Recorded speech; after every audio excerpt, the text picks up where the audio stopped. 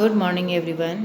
We are going to start our new chapter 13, Chemical Effect of Electric Current. Some material allow electricity to pass through them, while some do not allow electricity to pass them. कुछ material ऐसे होते हैं जो electricity pass करते हैं और कुछ नहीं होते हैं. Solid liquid can also conduct electricity. ठीक है, आज हम चैप्टर में बात करते हैं इलेक्ट्रिक करंट के लिए, जिसके इलेक्ट्रिक करंट के द्वारा केमिकल इफेक्ट क्या शो होते हैं वो बात करेंगे. Okay, electric energy is a very useful form of energy. हम एनर्जी के बिफोर क्लासेस में भी रीड कर चुके हैं एनर्जी के टाइप्स क्या होते हैं, और एनर्जी के अंदर हम देखते हैं तो इलेक्ट्रिक एनर्जी जो है वो यूजफुल है. It can be convert into chemical energy, यानी इलेक्ट्रिक एनर्जी को हम किस में चेंज कर सकते हैं, केमिकल एनर्जी में. In this chapter you will learn about the process by which electrical energy is convert into chemical energy. इस चैप्टर में हम यही देखने वाले हैं कि किस तरह से इलेक्ट्रिक एनर्जी को हम केमिकल एनर्जी में चेंज कर सकते हैं. Let's first learn about the some important term link with the chemical effect of electric current. पर ये जानने से पहले हम कुछ टर्म्स के बारे में रीड कर लेते हैं कि क्या क्या टर्म्स जो है वो इस चैप्टर में यूज़ होने वाले हैं. फर्स्ट है conductor. The material which allow electricity to flow them are called conductor. जो मटेरियल इलेक्ट्रिसिटी को अलाउ करते हैं, फ्लो करते हैं, उन्हें हम कंडक्टर करते हैं. जैसे silver, copper, brass and iron, ये सभी जो होते हैं इलेक्ट्रिसिटी को कंडक्ट करते हैं. They are good conductor of electricity. Now second है insulator. The material which don't allow electricity to flow through them. जो मटेरियल जिनके द्वारा इलेक्ट्रिसिटी का फ्लो नहीं होता है उन्हें इंसुलेटर कहते हैं. Example glass, plastic, would, dry rubber etcetera. ठीक है, अब बात करते हैं इलेक्ट्रोलाइट्स का. इलेक्ट्रोलाइट्स क्या होते हैं? A substance which conduct electricity when dissolve in water. ऐसे सब्सटेंस जिन्हें वाटर में डिसॉल्व करने पर इलेक्ट्रिसिटी कंडक्ट करते हैं उन्हें हम इलेक्ट्रोलाइट्स कहते हैं. Example sodium chloride and sodium hydroxide. ठीक है, नेक्स्ट है ion. Ion is a particle या group of particle which carry some charge on them. ऐसे पार्टिकल जिनके ऊपर ऐसे पार्टिकल या ग्रुप जिनके ऊपर क्या होते हैं, चार्जेस होते हैं, जो कैरी करने का काम करते हैं, यानी एक स्थान से दूसरे स्थान पे ले जाने का काम करते हैं. नेक्स्ट है electrolysis. The decomposition of electrolyte with the help of electricity is term as a electrolysis.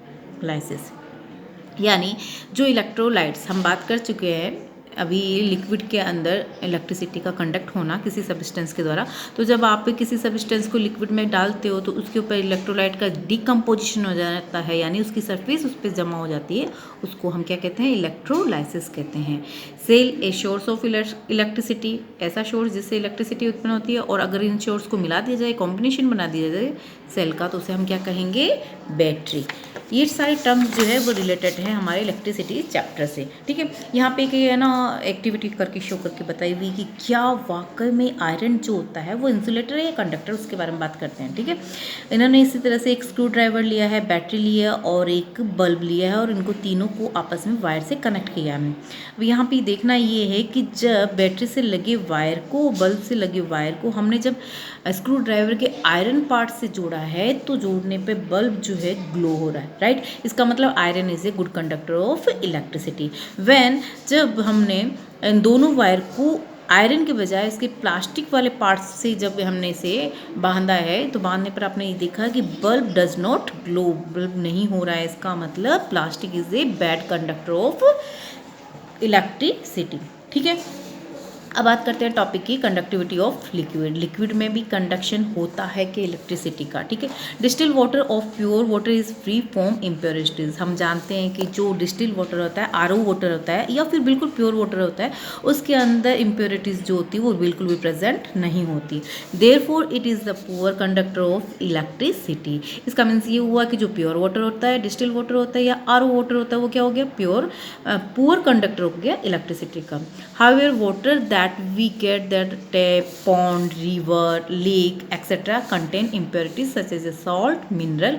ठीक है, हम सभी जानते हैं कि जो टेप वाटर होता है, पॉन्ड, रिवर, लेक से जो प्राप्त होने वाला वाटर होता है वो क्या होता है, इम्प्योरिटीज होता है, यानी गंदा होता है, और इसके अंदर सॉल्ट और मिनरल प्रेजेंट होते हैं. और ये सॉल्ट और मिनरल प्रेजेंट होने की वजह से ही वाटर क्या हो गया, source good conductor of electricity होता है. Right.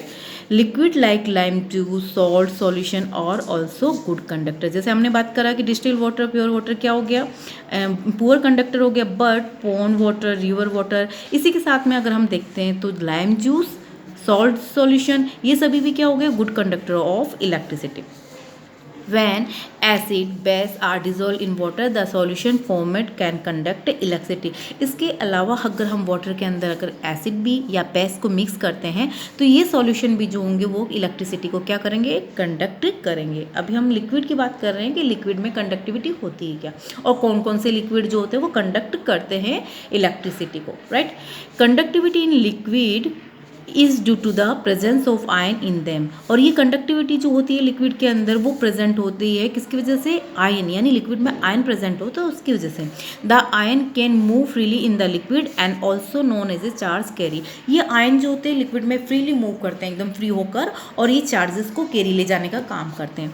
The charge present on the ion can be positive और नेगेटिव। और ये चार्ज आयन जो होते हैं वो पॉजिटिव और नेगेटिव हो सकते हैं, राइट। अब बात इसी तरह से एक हम बात करते हैं कि टेप वाटर जो है कंडक्ट करता है कि इलेक्ट्रिसिटी के लिए, और इसके लिए इस तरह का सेटअप आपको करना है।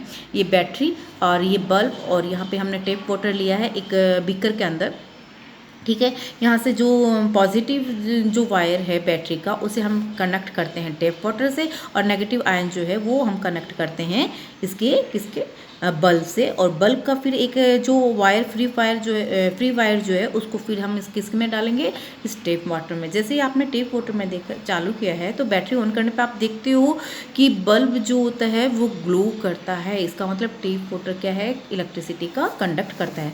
सम liquid conduct electricity but bulb is tester does not glow when the free end of tester are deep in these those liquid जो होते हैं, कुछ लिक्विड जो होते हैं इलेक्ट्रिसिटी को कंडक्ट करते हैं, पर बल्ब जो है, बल्ब का जो टेस्टर है वो सभी लिक्विड के अंदर अगर ग्लो हो ही ज़रूरी नहीं। The bulb glow when A filament get heat. Bulb कब ग्लो होता है, जब उसका फिलामेंट जो होता है अंदर का प्रेजेंट होता है वो हीट होगा। तो as you know that filament of the bulb get heated due to the heating effect of the current. तो ये फिलामेंट गर्म किसके इफेक्ट से होगा, हीटिंग इफेक्ट की वजह से गर्म होगा।